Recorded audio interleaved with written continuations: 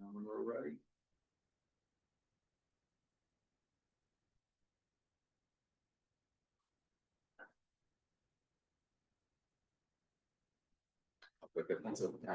Who's that?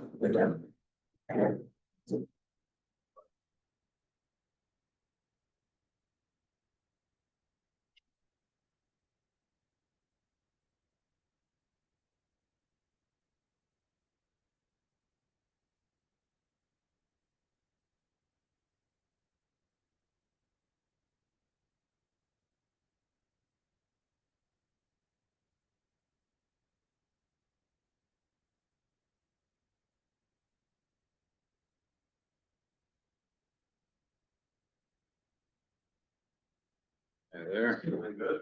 Nope.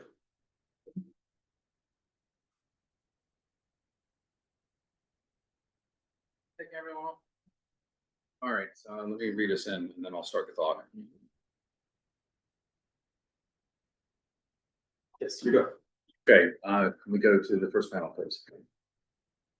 Good evening, everyone. My name is Xavier Santiago. I'm the chair of Economic Development and Culture Committee. Please welcome to our May meeting. We also have our chair of the community board, Adam Breha. Thank you for joining us. First, few ground rules. No one may speak until granted the floor. CB11 members, if you have a question about board business with which to make a motion, please raise your hand and wait to be recognized. To raise your hand through the Zoom, click the participants icon. You will find the raise hand function there. Members should not engage in a back and forth discussion. The chair will recognize the next person to speak. Please keep your questions and comments brief and on topic to the discussion. Members of the public, if you have a question or comment about the subjects on the agenda, please raise your hand and wait to be recognized. Sorry. After that, we will call to order at 6:36 and the roll call, please. Lead, I'm joined by who's our assistant district manager. Thank you. Yes. Please. All right, committee members, members of the public, there are 8 members on this committee, 5 are needed for one. Ayana Joseph. Present. Samantha Bergero. Present. Thank you, Samantha. Debbie Quinones. Xavier Santiago. Present. Vinny Torres. Anne Marie Vasquez. Nye Whitaker. Present. Thank you. Agatha White. Sure, she's not online.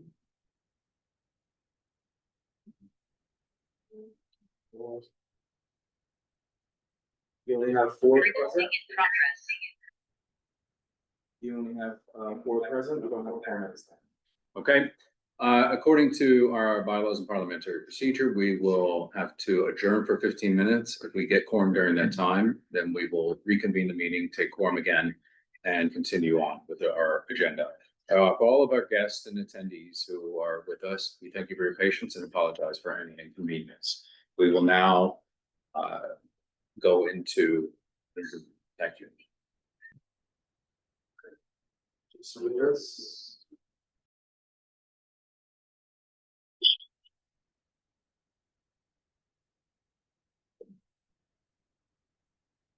Okay, everyone, it doesn't appear we have quorum, but we'll need to call the roll again.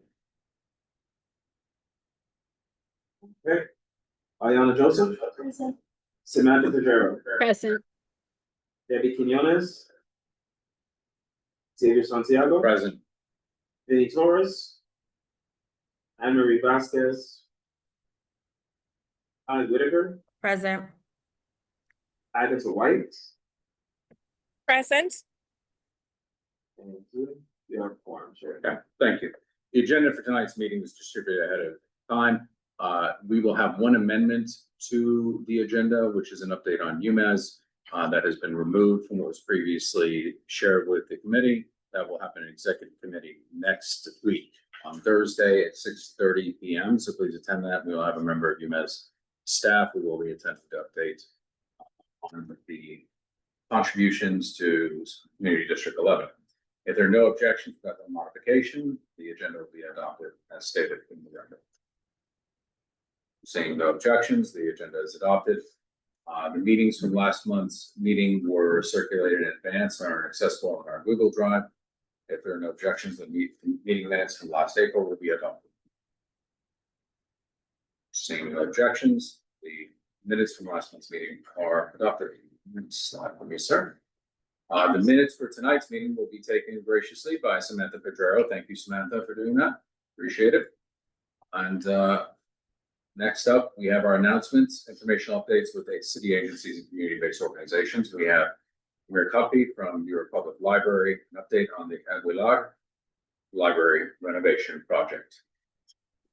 Yes, good evening, everybody. Good to see you. Good to see Xavier. It's been a few years. I hope everyone's having Remind me. I think that was at the 125th Street opening. But yes, great to see everybody again. I'm Amr Kodab. I'm on the Government and Community Affairs team at NYPL. I'm covering for my colleague Francis, who's a bit more steeped in these matters, but happy to talk about, well, challenging. The Aguilar project has obviously been a bit challenging. It's managed by DDC, so we have faced a lot of the challenges that we often have with them. Currently, the anticipated reopening date is fall 2026.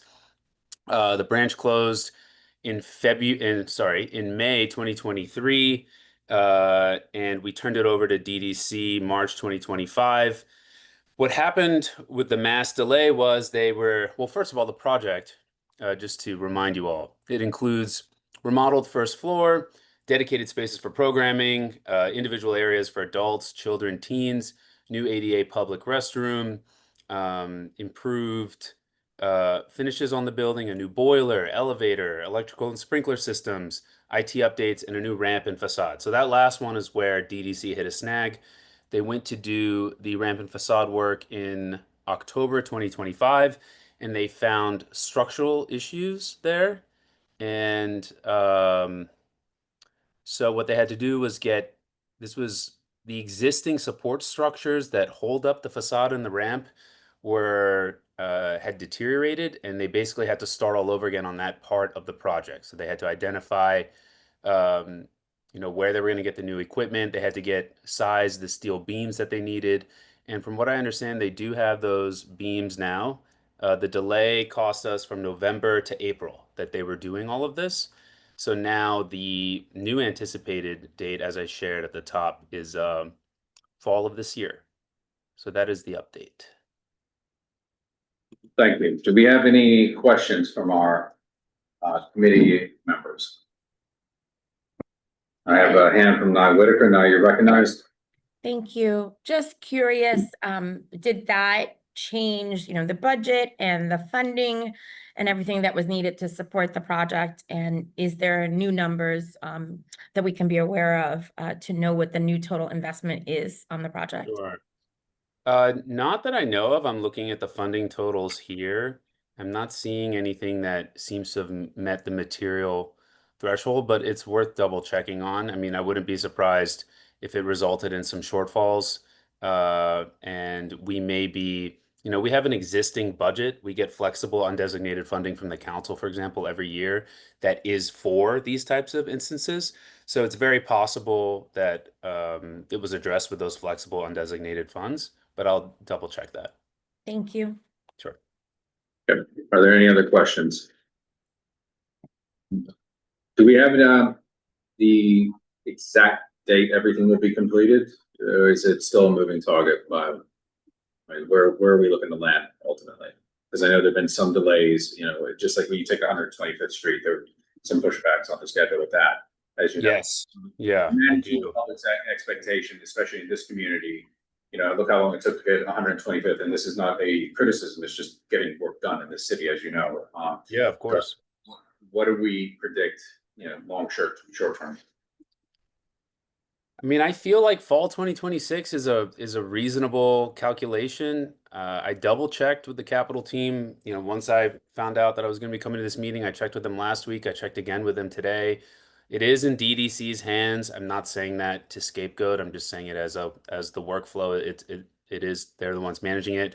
We do go in there and do our thing after, just to give it a little freshen up, but we do that very quickly. Muhlenberg project down in Manhattan was delayed for a long time through DDC, and then we went in there and did our work pretty quickly. So I feel confident about fall 2026, and if we can get a specific month and day, I'll get it to you as soon as I can. That would be great. If you could just chase that down for us, I would greatly appreciate it, just so we can manage the expectations of the community who long awaited reopening. Yes, very long awaited. Totally understand. Wonderful. Thank you. If there are no further questions from the committee or our chair who is present? No. Great, good. We will thank you very much for being with us. You're welcome to stay on. And look forward to, you can just send an email and give us an update once you confirm whether we're going to be on track with that timeline or fall 2026. Sounds good. Will do. Thank you, and great to see everybody. Good to see you too. All right, do we have anyone from New York City Small Business Services? Not this one. Yes, okay. They're supposed to connect us, and I'm actually sending an email now with the MTA with somebody from Small Business Services, their advocate. We're gonna have them come to that meeting, but they should start showing up here. Apparently they want us to, MTA wants us to collaborate with them. And while this is going on, they should be here at every meeting. I think they were here like 2 months ago. Yeah, they should be here. Thank you for your assistance with that. The NYC Department of Consumer and Worker Protection, DCWB. Anyone from there? Okay. NYC Economic Development Corp. I know they'll be attending next week's executive committee meeting. If you could nudge them to show up here, Will do. I'd appreciate that. And then New York Public Library, we addressed business development organizations, and we have Harry King. See also Michelle Cruz, and let's see, Evelyn Flores. So I think so. That was yeah. So we could go with Michelle Cruz and Evelyn Flores from Union Settlement, please. Hi, Xavier. Hi, everyone. And Michelle. First, I wanted to introduce Evelyn Flores to everyone. This is our new program manager from Union Settlement, the Economic Development Department. She'll be with me here for the next few presentations, and then she'll be taking over the presentations going forward. I think she's, oh, there she goes. Yes. Hello, everyone. Just want to say hi, and I'm looking forward to working with you all. Thank you. Wonderful. Just briefly, Chair, I have East Harlem Nights is starting up again this Friday and next Friday. We have 4 coming up in May and June. We also are continuing with the Second Avenue subway videos that are happening to support the Second Avenue businesses. So if anyone's interested, if you can just continue to share that we are making, we're continuing to make the videos. We have some online and we have some recorded, so we'll be sharing those soon.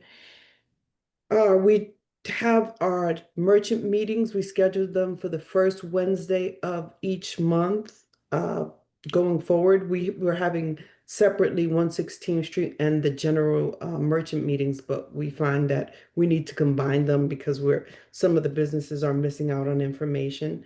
For the DRI grant, the application will be opening July 1st. Before the application opens, we have a process to go through with some of the committee members. Some members are on the board of Community Board 11. I know Uptown Grand Central is a member as well. And so we'll be convening that meeting before the application goes live. So we'll have some more details to bring to everyone within the next 2 weeks. Also, we have I'm missing something else. What else is there? The East Harlem Nights, DRI, the Second Avenue subway videos. And I think that's it. And the DRI, I think that's it. Okay. Thank you. Are there any questions from the committee?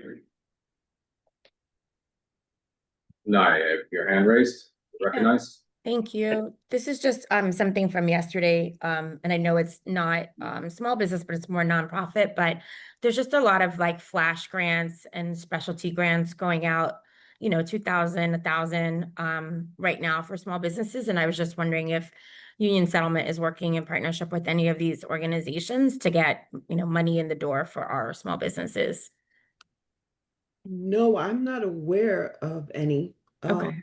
But I'd love to, if you have information to share and make sure our businesses are taking advantage of it. But no, we're not currently. Okay. No. All right. Thanks. I'll send you an email, Michelle. Okay. Thank you. Bye. Any other questions? Them? I don't think it's the right to ask you this, Michelle, but maybe the committee too. Has there been any consideration into, I know, I'm sure there's been some stuff, but with World Cup coming, how the businesses here can get, more involved and encourage more business to come this way as a result of all that tourism? Can you say that again? I can't make out the. There's a lot of tourism to New Jersey, but New York City because of the World Cup. I'm just wondering what efforts are there to drive a lot of that to this community, as much as possible. We know people are gonna go to Times Square and all the areas they are, but what can be done to try to get some of that diverted here? And Michelle, we can tag team on that one if you want, because I've got some stuff for La Marqueta as well. Okay, yeah, I'll turn over. We are working with or supporting Jackie from Mobile Desserts. She's having she's managing open streets. I think Carrie, you turned it over to her or been helping her with the application. So she has open streets going on, and I'm working with her and some of the businesses on Lexington Avenue to sort of draw traffic in here. We're trying to create a map of which businesses will be showing the games. So I'm working with her to try to create a campaign around it to bring some foot traffic here. That's great. I have a suggestion. I don't know how feasible it is. This actually came from Anne Marie, the vice chair. Jefferson Park, the soccer field there is a big, place where people get together and play soccer. Was maybe looking into how to get a permit there for a watch party or multiple ones, or we could even have small businesses table and set up like food stands there during those games. It's just an idea to consider. We could reach out to the Parks Department and see what was entailed to get permits for that, but I can't see anybody being opposed to that if it gets done the right way. Wait, can I jump in? I'm going all out of order for the meeting. Chair, Matt. Yeah, I think it's a holistic conversation, so jump on in now. Okay, all right. So it's not really announced yet, but La Marqueta is going to be one of the mayor's viewing sites. And I don't think we're supposed to really talk about it until after the mayor. Oh God, this is gonna be on YouTube. Shit. Well, it's okay. They should start announcing things. We shouldn't always find out what someone else does. So it's gonna be, I don't know if you can see, we just got these in. No, you can't see. So these just got put up at La Marqueta. They're soccer banners. They go all the way around. And so there's going to be 8 public screenings at La Marqueta. It'll be the four games in June, including the Mexico game. It's going to be a big kickoff with the Mexico game in order to bring the Mexican community in. 2 Senegalese games, and then 1 game on Juneteenth. And then there'll be the 4 finals in July as well. And there's going to be 115th Street will be closed. We're going to put on AstroTurf, kid goals. DOH is going to come out with immigrant resources for the immigrant community. And then there's going to be different kinds of crafts, flag making, bracelet making, food for the Mexican game, food for the Senegalese game. And so anyway, so that's all happening. And then also the businesses can apply to be on this map of all, there's 2 different maps. One is Live at XYZ and the other one is NYC Tourism, and they can be on that map. I don't know, to your question, Adem, I don't know how many people are going to come to East Harlem specifically for the games, but it's like a matter of getting the people that are here someplace to go and view things. I'm sorry I interrupted, but. No. You had to follow up. Yeah. I have something to say too, but please. So, and this is wonderful, you're working with the mayor, there's a collaboration between you guys and the mayor's office for doing this? It's really EDC. It's really La Marqueta. They're going to activate all of the Fab public markets. So it's Moore Street, Essex Street, La Marqueta, I guess Arthur Avenue too. But so those are all going to become public sites. But there wasn't another meeting with them since then, right? The board, Friends of La Marqueta, they didn't meet again, right? No. So this one, no, they, okay, all right, that's fine. I'm gonna come to you in just a moment, now. Yeah, please, Carrie, let us know, because, as we come into this new political year, we wanna make sure that we're looped in and the comms are all up, especially this is, with this every 4-year event. Dem can tell you, my boys can, I think we just finished watching Arsenal win, and it's been 22 years. But I think the reality is we can capitalize on 116th Street. You got the soccer store down there. You got everyone. It's a huge following throughout this community, and board can be an absolute conduit for getting that information out there. And we'd love to deepen that relationship. We continue partnering. So anything that you get to us right away, you've got a Dem's email, you got mine, you got Pat's email, you can throw it up. So let's see what we can do to make that a success. Love to see as many people out there as possible. And if there's a way to activate over at Jefferson, throw a big screen up, maybe it comes closer to the finale or something like that, that would be fantastic as well. Everything. So that 9. You recognize that? Yep, one was a question and one's a comment. The first question was, has there been a conversation about public safety and how do we keep our immigrant community safe as they come out to celebrate FIFA? I know I'm personally very concerned about that and have been talking to some of the electeds about that. And I just didn't know, Carrie, if there's been any conversations about that. And then I have a comment afterwards, but I'll give Carrie the floor to answer. There is EDC is working on that. They have like a set of protocols for it. And there's going to be security on site, as well as Positive Workforce is going to be there as well. Not as security, but just as like community support. But I don't want to get into all the protocols on a recorded YouTube, but yes. It's been discussed, that's fine. The second was just, there are several cultural institutions participating in all sorts of FIFA events that are in our district.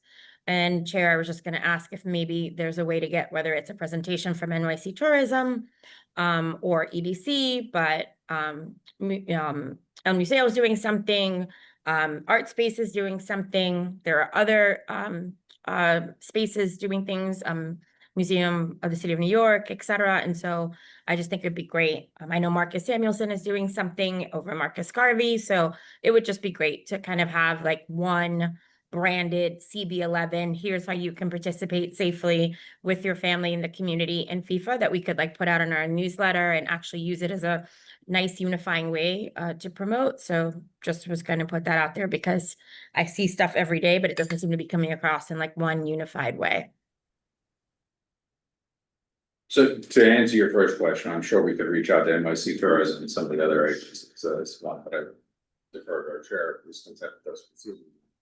Yeah, I'm gonna talk to EDC about this, and how we can get involved specifically with them, because we have a relationship there, so that's a good place to start. I'm just not gonna lie and say I'm like a little disheartened that we seem to always have to hear things secondhand account.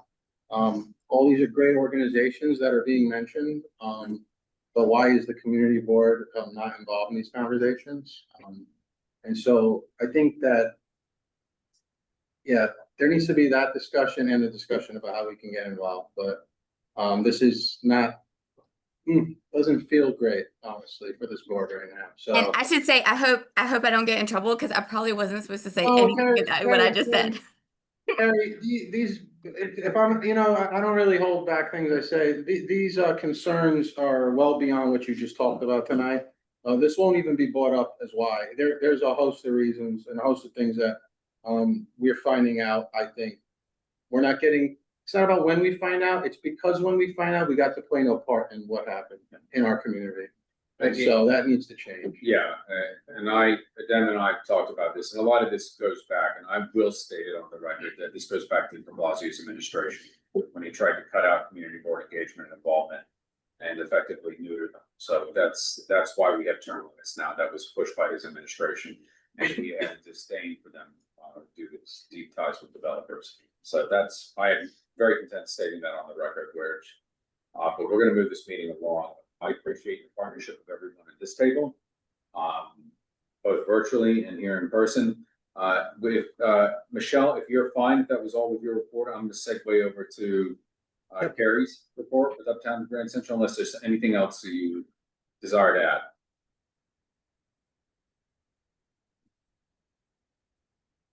You contend, Michelle, first to move along?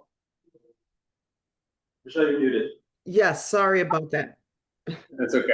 Thank you for your update, and look forward to having you both here next month as well. And with that, we'll move on to Carrie King from Uptown Grand Central. Thank you. And I preempted myself and the mayor, so apologies to all protocols that I have just broken. So the updates are there is going to be World Cup at La Marqueta. Also, as Michelle mentioned, Bar Goyana is leading the open street at 100th Street this year. They have a Brazilian business and a Belgian business, and basically it's all the cultures of the world are right there at 100th Street and 101st. So they thought it would be a good fit for World Cup. So they're going to be screening, I think, all the games there. And then, as Nye said, there'll be screenings around the neighborhood at El Museo and at the Africa Center, Art Space. So we do have a good grip on that. It's going to be great. And then also just in terms of other events that are happening, the Harlem Wellness Festival is going to be May 30th in Marcus Garvey Park.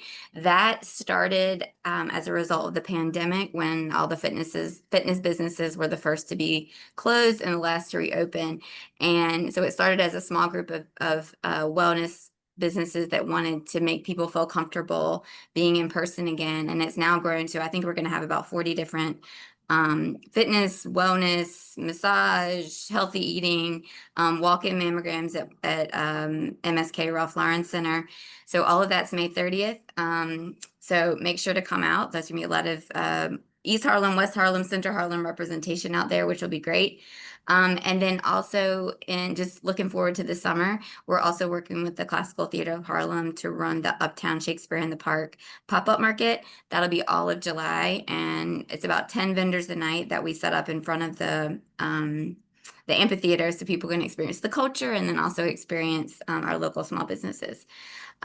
Two other things to note. So I'm representing Uptown Grand Central and the East Harlem 125th Street Business Improvement District.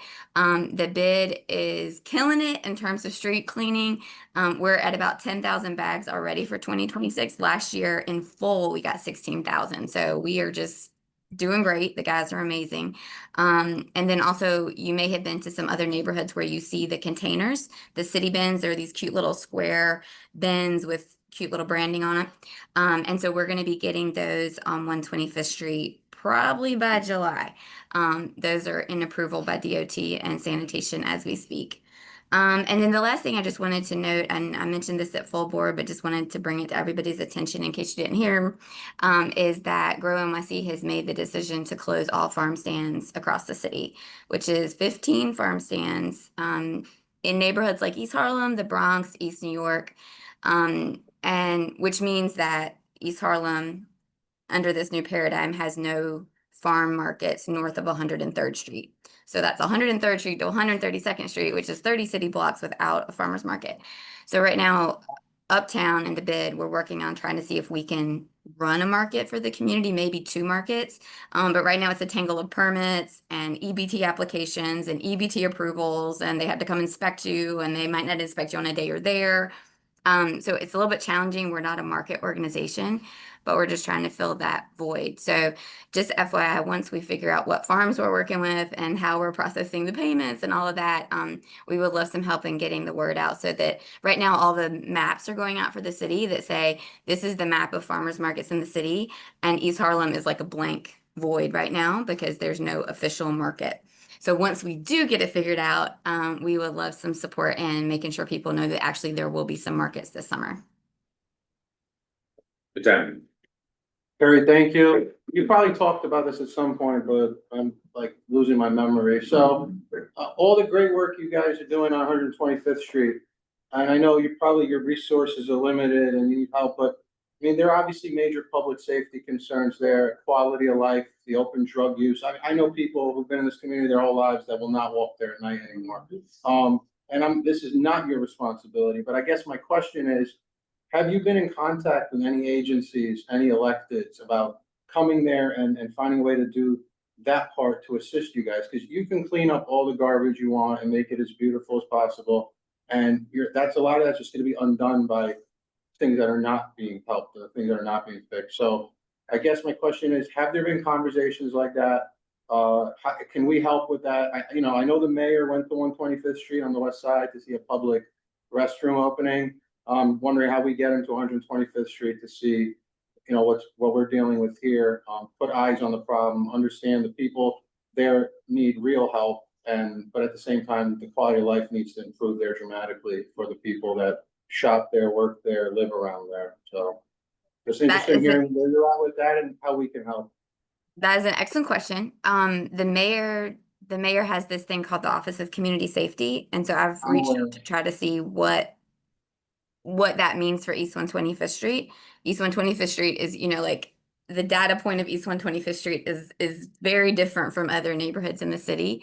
And so when I met at a public forum, I met the person who is going to run it, but I think that office is not up and running yet. And it also seems to be kind of a reorganization of some of the other programs we've seen, like some of the DUSCD programs and Mayor's Office of Criminal Justice. They're kind of reorganizing some people. So I'm excited once the office gets up and running to get them here and see what is to be done. As you mentioned, the bid does not have the resources to fix all of those problems, neither does Uptown Grand Central. What the outlook is that really do robust cleaning. That is one thing that's, we can try our darndest to do that. And then also we're going to be hiring a community coordinator ambassador whose role is to really interface with the businesses and coordinate with NYPD and other agencies. That person isn't hired yet.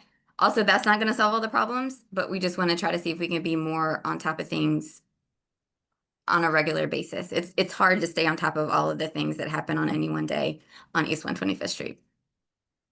Yeah. And that's my point. I don't think you should be responsible for being on top of everything. And I know about the mayor's office of community safety. I think it's been budgeted and now there's somebody to head the department.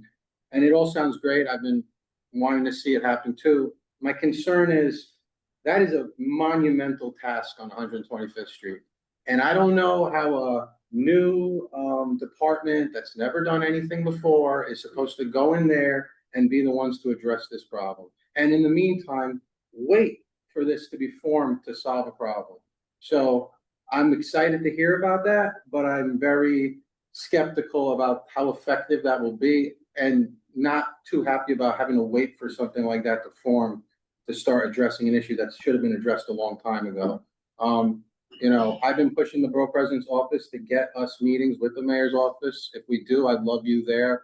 And however we can help, because there have to be other solutions in the meantime, and to assist a new department as it moves along that might not be ready to handle something like that, when we both know the NYPD and them have not been able to handle it. So, it's a concern for a lot of people in this community. And I think the attention needs to go there from this board, because north of 125th Street, there's really almost no focus.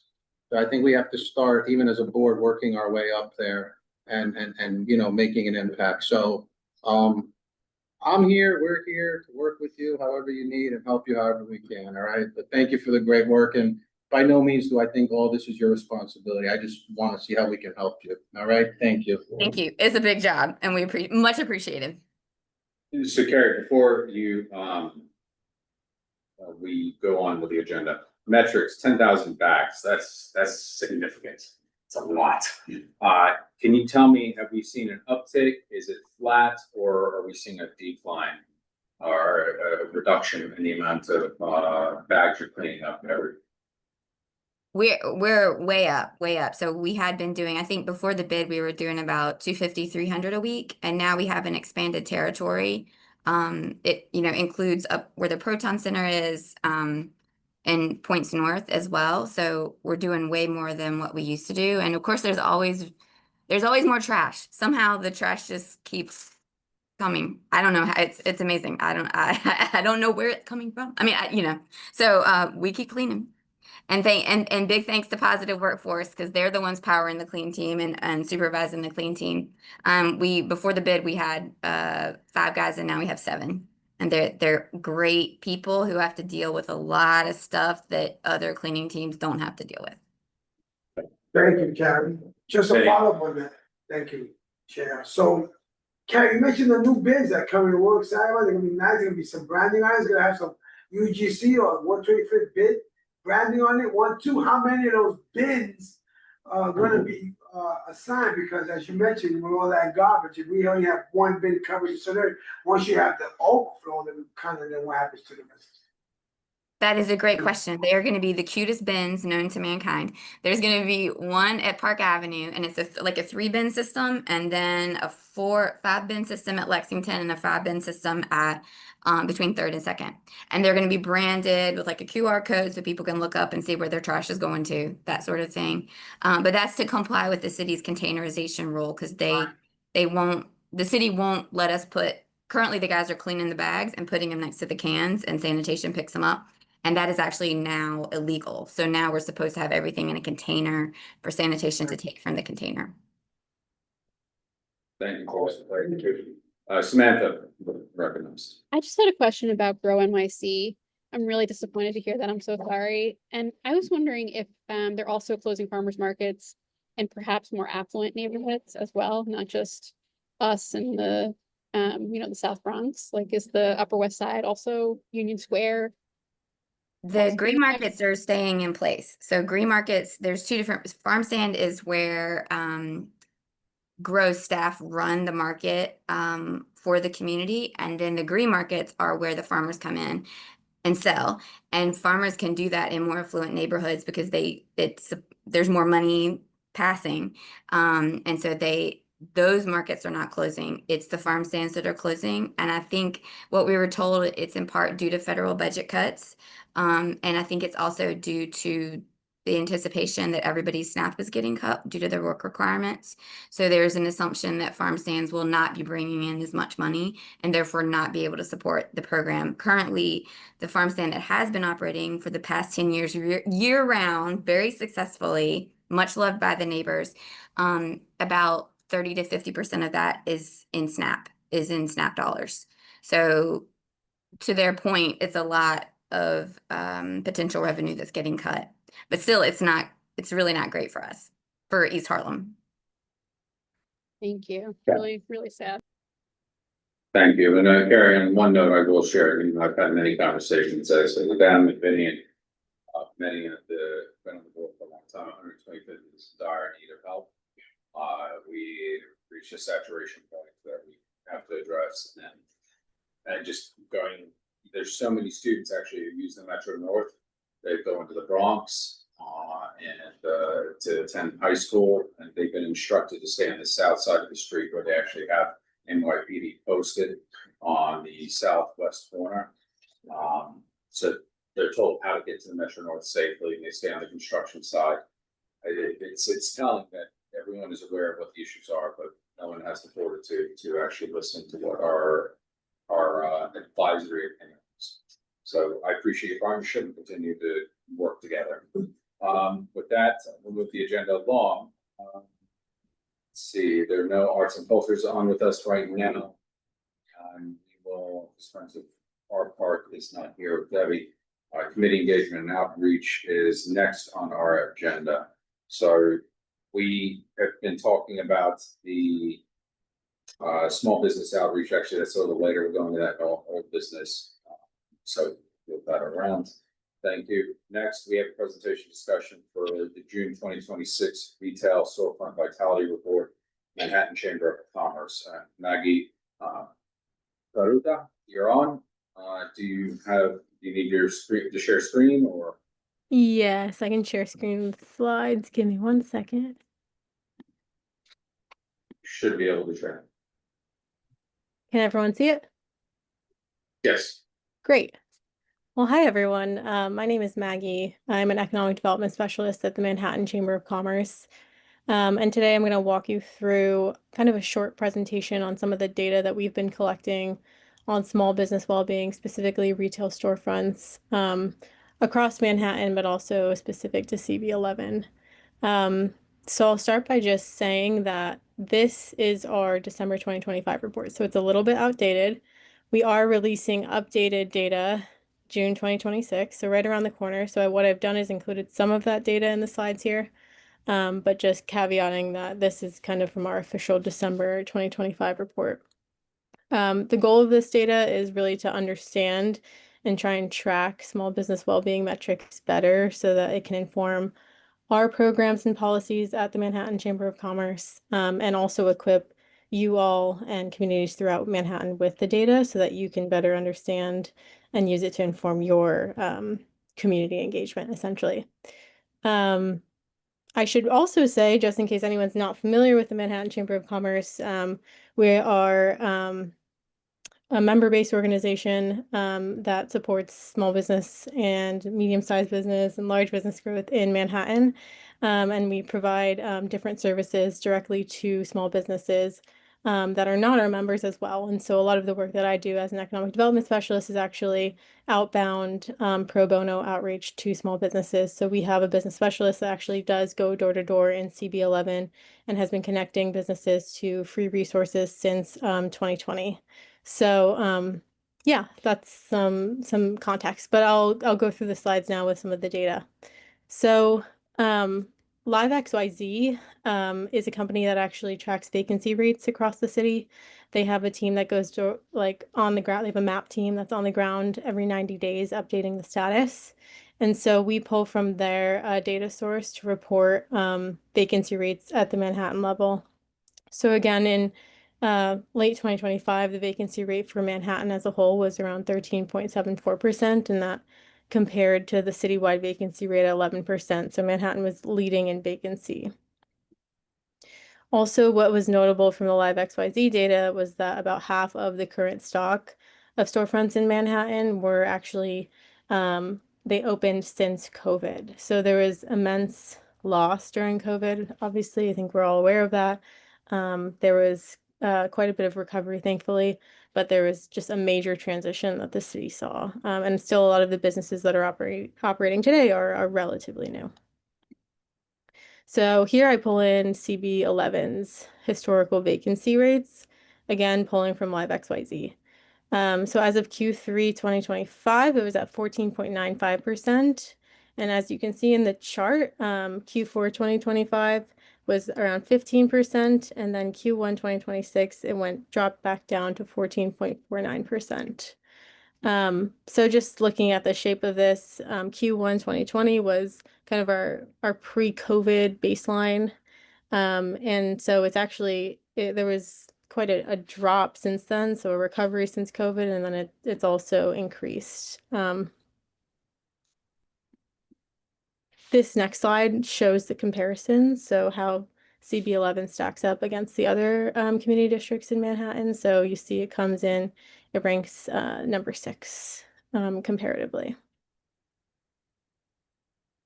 The next data source we pull from is Placer AI. So it's a company that actually tracks anonymous cell phone data to estimate foot traffic metrics. So the one that we pull in for this report is non-resident visits. So it means any visit that was not from a resident or someone commuting in for work. So we kind of see it as a tourist metric.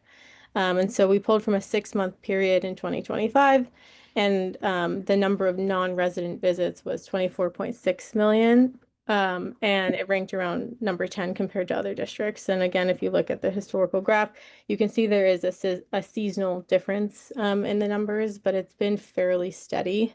And then if you compare it to, we don't have pre-COVID, unfortunately. April 2021 is the earliest this data set goes back to. But if you compare it to 19 million then, right now, the latest would be April 2026, and that's at about 22 million non-resident visits. And again, this next slide compares CB11 to the other districts in Manhattan. So you can see it ranks number 10. So there's likely more promotional support that could be helpful to small businesses in the district to really get foot traffic. I know we were talking about World Cup a few moments ago, and am also going to talk at the end of this presentation about what we're doing at the chamber to support pushing foot traffic to all the districts. Another data source for this report is a well-being survey that we did in the fall. Right now, we're doing one for a June 2026 report, but this was the results we came up with in the fall. And so one notable finding was that nearly half of businesses feel their health is average, while a quarter are struggling.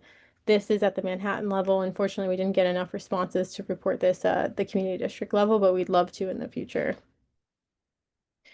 Another question we asked in the survey was perceived effectiveness in promoting the well-being of retail small businesses. So we asked businesses, do you think New York City government is effective at promoting well-being?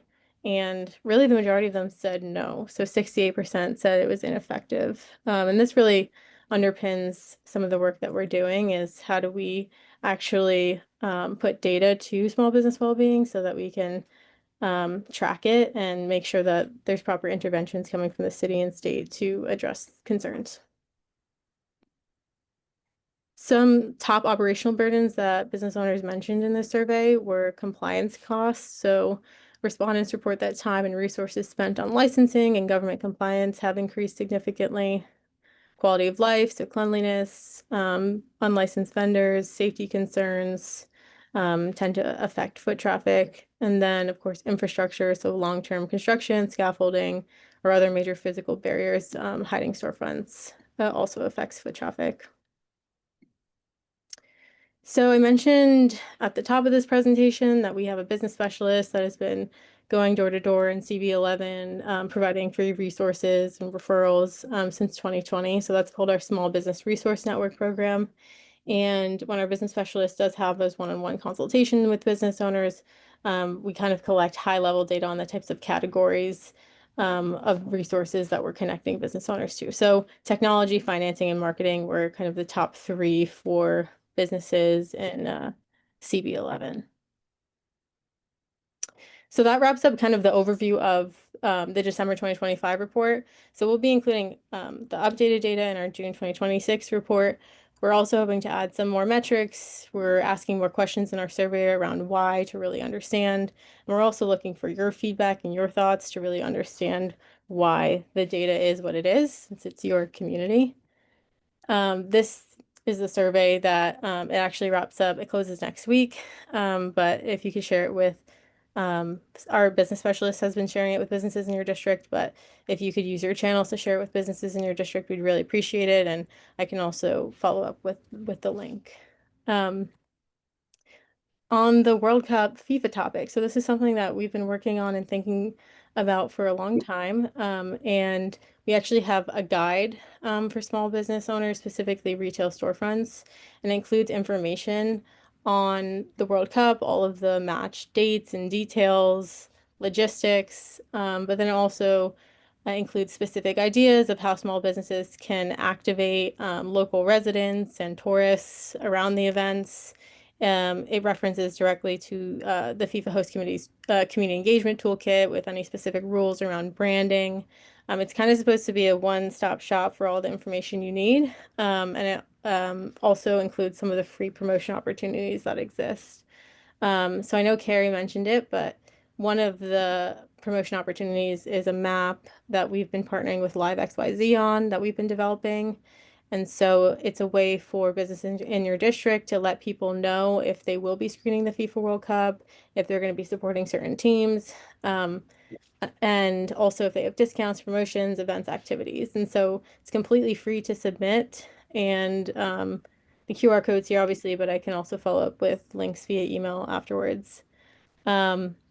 It's also worth noting that Sailforth 250 is happening this summer, so the 250th anniversary of the United States. There's going to be lots of celebrations around this. There's going to be 2 major boat parades. And so in addition to the World Cup, there's also a lot of opportunity about around July 4th weekend for really activating these communities. So yeah, I just want to make sure to mention this one as well. I will stop there and happy to answer questions on any of this.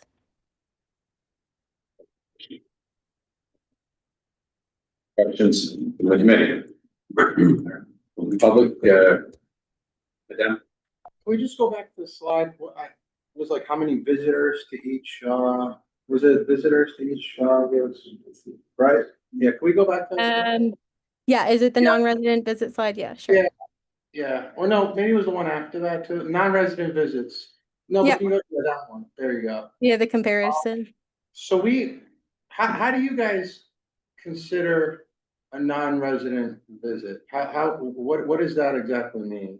Yeah, it's a good question. So we get this statistic from Placer AI, and they collect anonymous cell phone data, and they have algorithms to predict if a cell phone signal is in a certain area for a certain amount of time, they likely work in the district or they likely live in the district. And so that's what they use to kind of estimate what the non-resident visits would be. And then for a visit to even be considered, there's, I believe it's like 60 minutes. The phone signal has to be in the district for at least 60 minutes.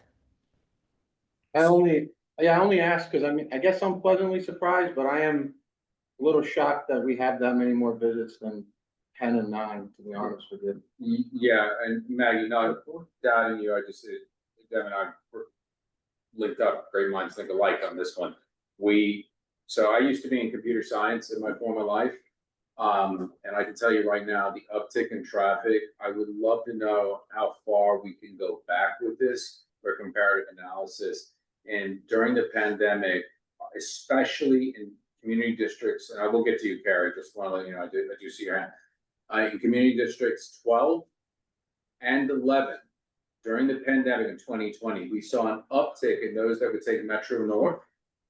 They started driving in and parking in our district and then commuting to wherever they work in Manhattan. So typically people who take it to, Grand Central or 125th were now driving in, so that it would still meet that metric of 60, minutes, but it doesn't mean they're necessarily spending dollars in our district. So that's something I would love to see. If you could, for us to feel more confident in these numbers, get them going from 2019 back if you can. Because then otherwise, the status set, the way we function and work today has completely changed. And I think that, and we have this same debate when it comes to commuting with, I think, transportation alternatives and saying, oh, there's not been an increase, but we've seen literal fights on the street for free public parking for people who are never in this community.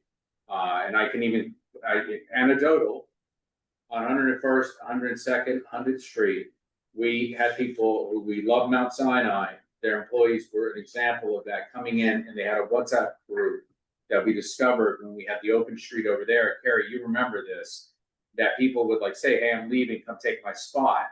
And residents who've been here for their entire lives couldn't get parking. And when we shut down the street to local traffic only, that's when we discovered. And we did raise it, and it got addressed. And so there's more civil exchange now.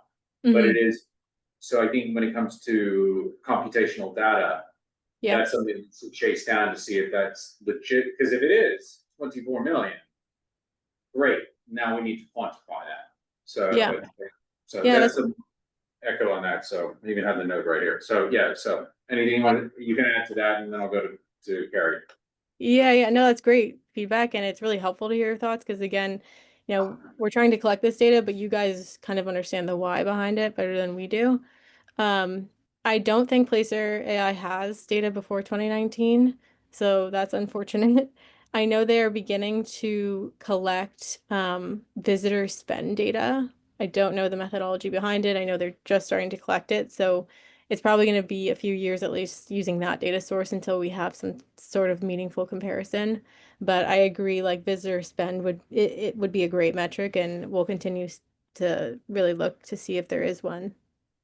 It becomes really, the difference is discerning the qual, and that way we can find out what we're truly assessing and if it's and how accurate, precise the difference between them. Carrie.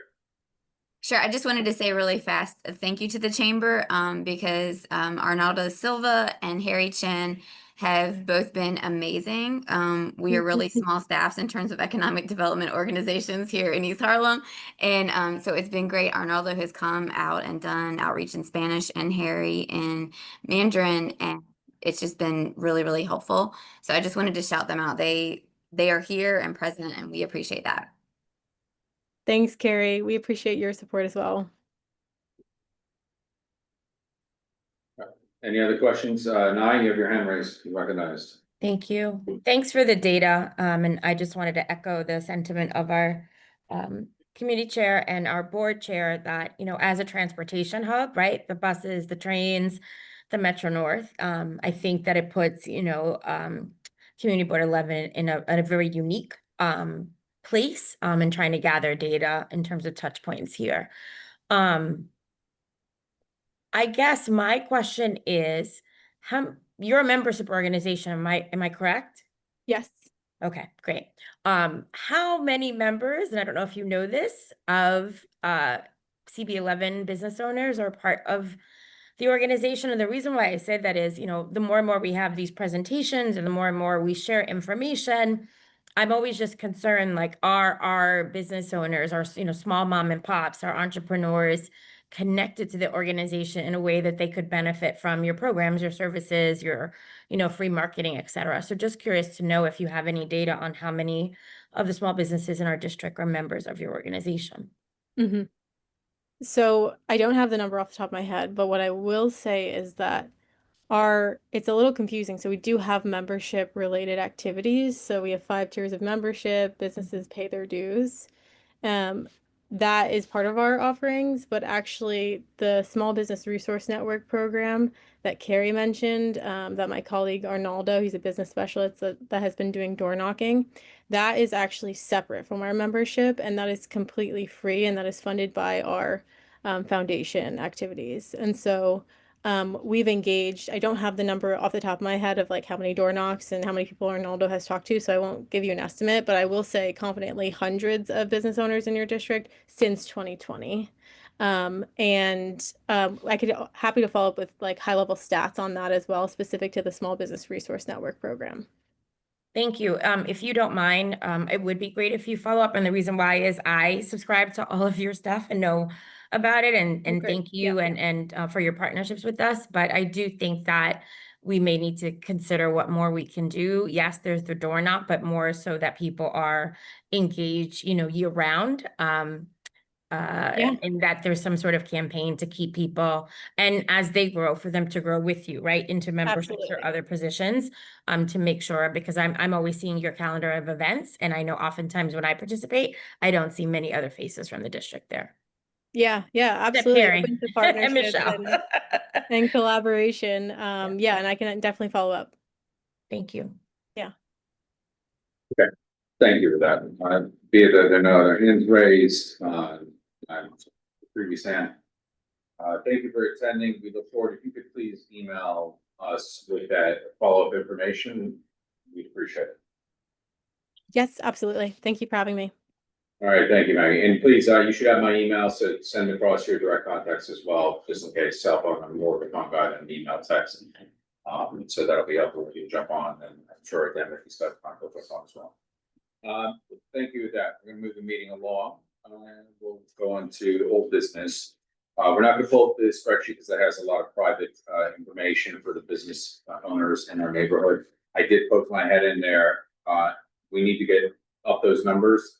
We have a total of 8 committee members. So every month we should be seeing business-wise at least 24 businesses popped in there. I'm going to ask everyone, that is on this committee, please just take the time, go introduce yourself. The info sheet, you can literally share the link to them, and I can put a PDF form in there as well. I believe you've already popped it up on our website, correct? You can see some scans of the QR code. It's important that we engage with them, and this will help further our discussions, especially with Maggie, who's here. We can share this anonymized data, and that helps them facilitate our needs. So to the committee in general, I cannot implore upon you enough. I think Vinny, your office is like what, 100? Yeah, so there are a couple getting to go in, we'll go home, you know, real low hanging fruits. I know you put some data entry in, I have. So it's very important that we do this and then the follow up. So again, I want to make sure we keep pushing this data field. So we used to have our addresses on our contact sheet, but yeah, Nye, Agatha, Samantha, pick 3 of your favorite spots. You can get it done this month and next month easily. Just go in, introduce yourself. And if you have any questions and want me to come by, more than please. Next, under old business, we discussed this briefly, and I know that Debbie, who's not with us, did have some opinions on the matter, but as the state budget, it seems that we have some tentative agreement coming down, especially when it comes on a pied or tear tax. The other issues that were advocated for and seem to be in a holding pattern were discussed briefly last month, such as the inheritance tax, property taxes, things of that nature, and how that would trickle down to this community, which a lot of our generational wealth was built through the acquisition of, say, an HDFC co-op, or during the 60s and 70s, when there was the exodus of New York, people would get the townhouses at a fire sale and they had rehabilitated blocks, mind you. There's a lot of concern, and we've seen it within New York City, the concerns of that. You say you're a family of 6, you got 4 kids, you pass away, you leave that home that's in deep Queens that could be valued at 1.5 to 2 million now. It's a lot of money. But what they were advocating for, over 750,000, you're taxing over 50%. That's generational wealth gone. There are a lot of concerns. I asked the committee to take that back and review what was being recommended. Has anyone had an opportunity to really take a deep dive? So I really would prefer to have a here. Because I definitely have my opinions, but I want to hear everything. I know you're not sure. I can say something. Talking about, you mentioned HDFCs. Just as an example, we had a lot of them. So HDFC Coalition, Yeah. years ago, they wanted to be able to sell over $1 million+, which would violate their agreement. And so there was a lot of back and forth. That's just an example. So these are each rungs in the ladder. 1199, which falls into the Mitchell-Lama. Lakeview, which had a conversion, frankly. Yeah, so I agree. Sometimes, like, just use the HDFC as an example. Sometimes we supported a letter last night at full board to give assistance to them with their abatements, etc. I think the hesitation I have, that some people have, is when these are umbrella policies are being asked to support, and it's people who may have come in, bought recently, have very high incomes, and why would this board be looking to actively support legislation for the people who need it the least, when there's so much we could be doing for the people who need it the most? With that said, there are a lot of people who own their own homes, who need to age in place, or who, like you said, bought it a long time ago and have the right to now sell it at a profit. I think we have to find a way to identify the long-term stakeholders and their investment and how it should have matured. We have people in this community who grew up in NYCHA, who went to school, who did well, who came back in this community and bought something. And we should be celebrating that to an extent and looking to help that, because that should be the goal that we're all aspiring to, right? When we sit here and we work on things to help our community, it's, I think, with the goal of helping them towards home ownership, preserving that home ownership, giving them the ability to profit on something they've bought. So, I mean, I fully support these ideas with it in mind of a way to help people that have been here a long time, or people on fixed incomes or moderate incomes, and for people who can age in place. And I think, like the letter we supported last night, there is a way for us to support things like that for the people who have been a part of this community and who need it. Just having we know people ourselves that they own their own home, but in a way they don't own it, right? They own a mortgage, they're on a fixed income, they're a risk of losing it. These are seniors who've been here for many years. You know, we need senior housing, but we need to preserve what senior housing we have. And then, you know, seniors that own their own homes lose their homes, and now they go into this bucket of seniors who need housing, right? And it just exacerbates a problem that already exists. So I think it's a worthwhile conversation. I think with certain parameters set, and I think which everybody would then be comfortable supporting.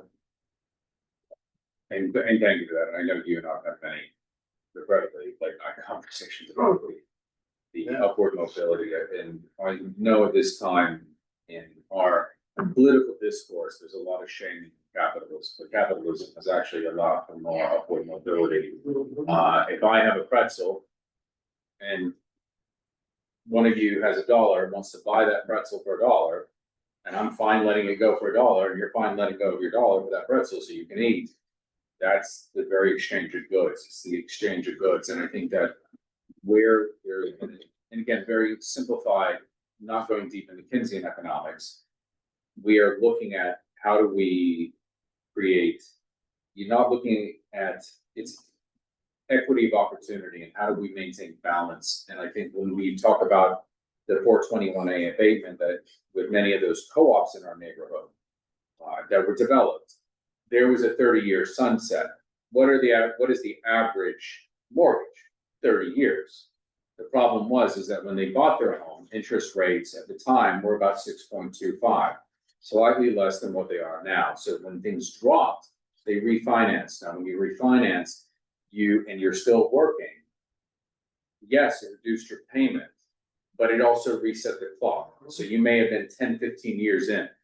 Most people didn't prep on for that when it came to retirement. Now, the retirement of your salary and some of the more generous pension agreements, 64%. That's being very, very generous. That is not what the average pension is today. So when you retire, you have a reduction of income. And I think that's where we see a lot of our seniors. It's like 64, that's a lot. Yeah, that's a lot. So That's on the low side. yeah, the lower it can go below 50 in some cases, depending on. So we look at this and how do we achieve balance or parity? And what I would implore everyone is to take a deep dive and just look at what's being proposed and how do we, one, age in place? How do we balance it? The tax system when it comes to property tax valuation, which trickles down to all of us, and we pay for it both as if you're an owner or if you're a consumer, you pay for it. I'll give you a case in point.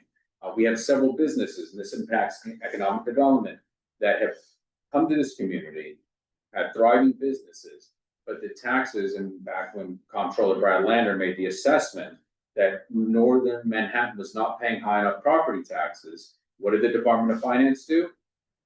Within a year, they assessed and brought up the valuations of our property taxes. As a result, the landlords who have, in some cases, we have a significant share of affordable housing, so rent stabilized, for example, the only way they could pass that on are to the businesses in the market rate. Where do the businesses pass that on to? The consumer. So at some point it gets paid. I don't know who was glitching a little bit. I ask everyone to look at that holistically when it comes to our property tax system. I look at when it comes to inheritance tax and what's being proposed, looking at the valuations, whether or not we want to consider even recommending bringing back something such as a 421A to encourage development. There's been a great discussion, and that would be a partnership we could discuss with land use, if there would be support of that. So again, I want everyone to take a very broad view, and if you have to go back and read the Power Broker, please do. So that's where we get a lot of the problems we're experiencing today. No Robin Moses. All right, Professor X is done with that. We will move along unless anyone has any questions or comments. And thank you for your comments. I appreciate that. Welcome. New business, Second Avenue Subway Project Job Fair D3. Dem and what did you talk about? I know you attended. I attended. I heard it was originally was a hiring fair. That's what it was advertised as. But I don't know how much hiring was really being done there. It was a big turnout. I saw that, but I my understanding was a lot of people who went there left there not sure what next steps were. What jobs were available, what was gonna come out of it. I hope they do it again, and I hope they do it with more focus, because while there was a great turnout, it did just seem like checking a box and it's a little bit of a publicity stunt. I hope I could be corrected on that. But that's just what I was hearing from people that attended, that they went in optimistic and left not sure what they really were gonna do next. Yes. So I did it, thank you for that. And, I spoke to a few that did attend, and they left with that very same sentiment, to put it lightly. The sentiment from others were a little more abrasive. It was like, it's total waste of time, didn't provide any information, zero job opportunities. Well, go ahead. Yeah. Piggyback. But, you know, when you look at Second Avenue, somewhere in first phase, you know, many of us can remember, you know, now become aware of the impact that right? Displacement, how it impacted businesses greatly to some, to some demise totally. And one of the things that I've been asking for, separate side of workforce development representation in East Harlem, was the absolute amount of representation that was attainable. How many local hirings were obtained?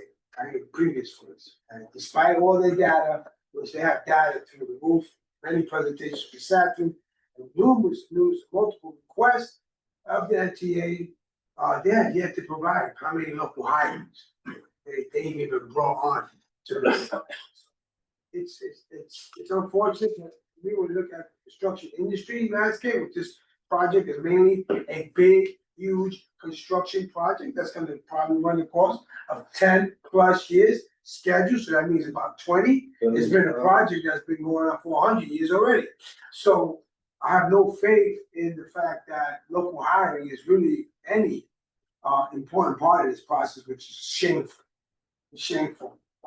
You know, the MTA has continued to turn a blind eye to the needs of the community as it relates to, you know, workforce development and local hiring. So, you know, I just want to express that to the committee here, guys, and put the committee on notice that, you know, there's deep concerns about local hiring prices, especially for women in construction as it relates to this project.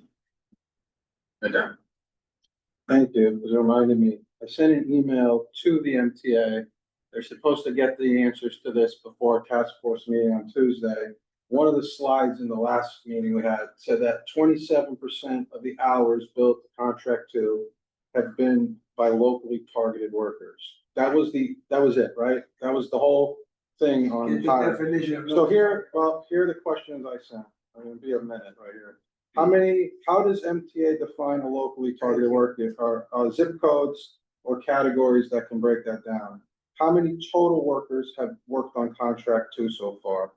How many individual workers make up that 27%? How many live specifically in CB11? What roles do those workers have? Skilled trade, security, administrative, supervisory. How the local hours break down across those roles? Whether those workers are apprentices, skilled tradespeople, foremen, supervisors, or project management staff. How the local hours break down by contractor and subcontractors. What percentage of total payroll dollars have gone to those 27% of locally targeted workers? And then how do they break down by trades or job titles? How long do they stay on the project when a locally hired person is hired? How workers are brought onto the job, union referrals, workforce programs, direct hires, etc. And whether the 27% figure comes from certified payroll reporting, contractor reporting, or another source. They're gonna allegedly give us those answers. Oh, good. That's- All of those answers. They said they would. I really appreciate that. Thank you. Question, great. Thank you. I think that would be helpful.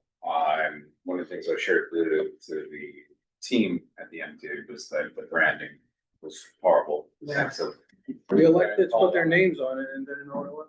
Yeah, hiring fair implies that you're gonna intake and review and bring people on. So just like when we do a film production, I'm bringing people on, hiring PAs or what have you, we're very clear on that. So thank you for that, debrief, them. I'll move things along to our union settlement CB11 career fair debrief. We had, I think, a good portion from this committee and other board members, so thank you for attending. Really appreciate that. We did not have the deluge of numbers, but I think it's more about quality versus quantity at this point. Allison from Union Settlement, and thank you very much. I know Michelle's still on, for introducing us. It's, steady foot traffic during the day. Some of the criticisms we guys like, why isn't this being held in the evenings? Like, well, because we're trying to hire people. Most of the people coming don't have jobs. So one of the feedback we got from full board last night is that there were more resource. There were some that just had resources, and versus these are the positions we're looking for. We will take that on board as criticism to improve the next time. I do think that we will wait to see what happens when it comes to our big partners such as Mega, Mount Sinai, and Borican was there, and a few others. Parks, for example, will probably get more details because they have seasonal employment coming up.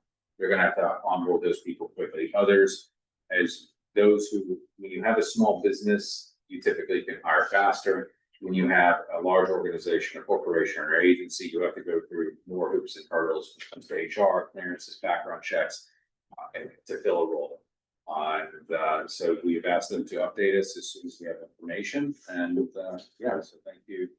I think Rosa, Adem, Jose, Ayana was there. I had to Spark gets out a half day. It seems to be a popular thing on Fridays.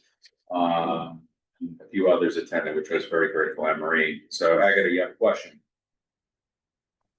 Yeah, Xavier, I wasn't able to see you that day because I came a little later. I came around 12:30. And I, like Rosa said yesterday, I wish they would have stayed all the way till the end. Because I noticed it was like close to 1 p.m. A lot of people have left, but there were still people coming in to apply. And also, you have already addressed this, but I wish there were more agencies or companies involved in the hiring fair. Perhaps if we have time next time to get more of these agencies involved, it'll be great. Thanks. Thank you for that note. I was unaware of that, so that's helpful. I'll talk to Allison and find out, see which employers were leaving. If it was more of a resource or tabling, then that's one thing. But if there are people that could have been accepting applications with the late arrivals, that's something as well. And so thank you. With that, we'll continue to build on that, and we will hopefully have a report back from our partners at Union Settlement next month in summer. No further questions. We will now take a roll call to adjourn.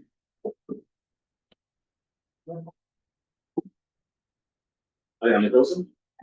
Samantha Fitzgerald. Present. Athletic Communities is absent. Mateo Santiago. Present. Any Torres. Present. Yuri Vasquez absent. Maya Whitaker. Present. Thank you. And Agatha White. Present. Thank you. Okay, we were officially adjourned at 8:01 p.m. Thank you, everyone. Have a happy Memorial Day weekend. Thank you. Thank you. Thank you, likewise. Thanks, everybody. Bye. Yeah, we don't bear. Yeah.